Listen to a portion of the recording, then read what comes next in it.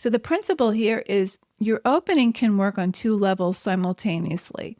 It grabs you in the moment, and it promises something larger about the story you're entering.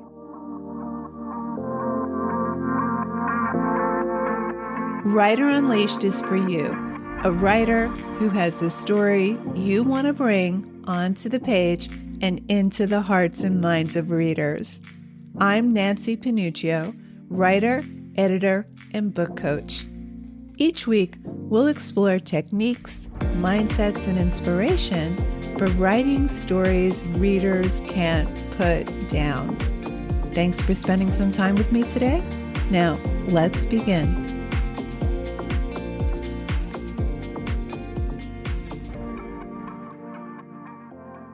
You know your story opening matters. You know a reader decides in the first few sentences whether they're staying or going, whether they're going to keep reading or stop. And yet, I often see writers do one or two things that work against them from the very start. They give the reader a long stretch of ordinary life. Here's who this person is. Here's their world. Here's everything you need to know before anything happens. It feels like setup. It feels necessary, but the reader is waiting for the story to start. They become impatient. Or the writer goes in the other direction entirely. They open with something intense, a crisis, a confrontation, a dramatic moment before we've had a single second with this person. The intensity lands in a vacuum because we don't know who it's happening to yet. We haven't had a chance to care. Now, both instincts come from the same place. The writer trying to earn the reader's attention and prepare them for what's to come. But invariably, these openings pull the reader out of the story. The reader isn't involved. They're launched right out of it. That's what this episode is all about. Different ways authors launch their novel or memoir and how some of the best writers create it in their very first lines. So let me show you. I'm going to walk you through 4 very different story openings, 4 different books, 4 different techniques that all create immediate reader involvement. And I'm going to show you why they work. So let's start with Black and Blue by Anna Quindlen. The very first line of this novel pulled me in immediately. Here it is. The first time my husband hit me, I was 19 years old. One sentence and you're completely in because you know that this was the first time and there were many times after that and that things got really bad. It's provocative. It's confrontational. It makes a promise about what kind of story this is, and it creates immediate questions we need answered. How did she get here? How bad did it get? Did she get out? But she doesn't linger on the abuse. Quindlen doesn't just stay there. She doesn't pile on more violence, more drama, more intensity. She pulls back. She goes into sensory memory. One sentence and I'm lost. One sentence and I can hear his voice in my head, that butterscotch syrup voice that made goosebumps rise on my arms when I was young, that turned all of my skin warm and alive. So she's showing you why this character loves this man, why she stayed, the seductiveness of his voice, the psychological hold he has on her. So before you even understand the full situation, you're inside her experience of it. The opening lines open the door to the story. The pages that follow pull you through it by making you understand the character, not just the plot. Immediate involvement isn't just about shock or something dramatic. It's about combining something that stops you with voice and interiority that makes you trust this narrator. Okay, Next example. This is The Year of Magical Thinking by Joan Didion. Here's how she launches the memoir. Life changes fast. Life changes in the instant. You sit down to dinner and life as you know it ends. The question of self-pity. Those were the first words I wrote after it happened. The computer dating on the Microsoft Word file reads May 20th, 2004, 11:11 p.m. So there's no provocation, there's no drama, just a voice. And notice what Didion is doing here. Most people know this memoir is about her husband's death, but she doesn't start with that moment. She doesn't say, my husband died. She says, life changes in the instant. She's withholding the event itself while being completely honest about its aftermath. That's a technique worth understanding, strategic withholding. She's not hiding the ball to manipulate you. She's letting you into her consciousness first. She's earning your trust before she asks you to go into the grief with her. And the specificity is doing enormous work here. The exact file name, the exact date, the exact time. That's not filler. That's the texture of grief. That's what a person does when the big emotions are too large to hold. They cling to facts, to the concrete, to what they can verify. You trust Didion immediately because she sounds like a real person trying to make sense of something unbearable. You want to follow her because her voice is so honest. So the principle here is strategic withholding combined with precise, authentic voice can be just as gripping as something more provocative. You don't need shock, you need honesty. Okay, next example. This is from The Glass Castle by Jeanette Walls. I was sitting in a taxi, wondering if I had overdressed for the evening when I looked out the window and saw Mom rummaging through a dumpster. It was just after dark, a blustering March wind with the steam coming out of the manholes, and people hurried along the sidewalks with their collars turned up. I was stuck in traffic 2 blocks from the party where I was heading. Now, this opening is doing something specific and brilliant. It's a microcosm, one image that contains the entire conflict of the memoir.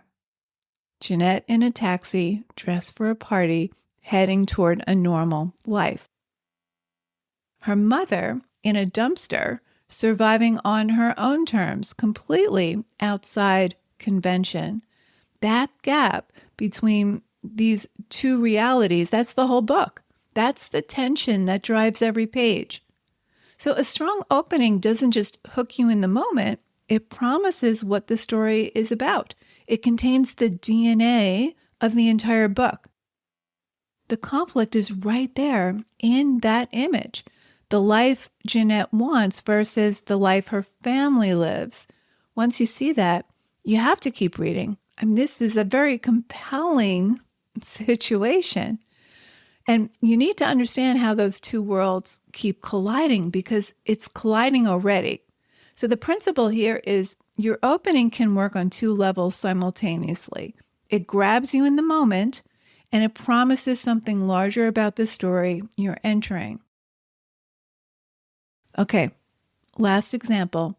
This is from The House in the Pines by Anna Reyes. Maya didn't know it yet, but the video had already begun to circulate on social media. A grainy 6-minute stretch of security footage that was strange and unsettling enough to garner several thousand views the day it went up, but not quite lurid enough to go viral. Not for most people anyway.